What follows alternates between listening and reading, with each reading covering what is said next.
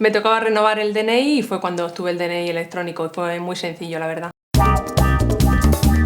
Soy Isabel Ávila, soy periodista y tengo mi propia agencia de comunicación, I Am Visibility. Pues a mí el DNI electrónico me ayuda en mis tareas de la empresa, por ejemplo, porque puedo presentar las declaraciones trimestrales de IVA a través de internet. Lo utilizo desde hace un par de años. Yo creo que la primera vez que lo utilicé fue para sellar mi tarjeta de demanda de empleo. Conseguí el lector electrónico a través de una campaña que hizo la Administración Pública y fue un regalo. Puedes realizar trámites con la Administración Pública, obtienes los certificados en el mismo momento, puedes firmar documentos y tiene validez jurídica. Uno de los servicios que más me ha sorprendido fue obtener el certificado de nacimiento al instante. Recibí escrito a mano mi partida de nacimiento, incluso con la hora en que nací.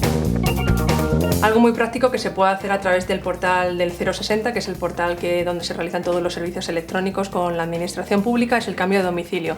Puedes comunicar con tu DNI electrónico a varios organismos públicos tu cambio de domicilio de una sola vez.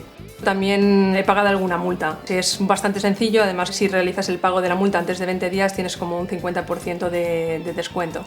Pues yo recomiendo a todo el mundo el uso del DNI electrónico porque puedes evitar colas y desplazamientos, sobre todo ahorras mucho tiempo y te permite hacer muchas gestiones tanto para tu vida personal como profesional.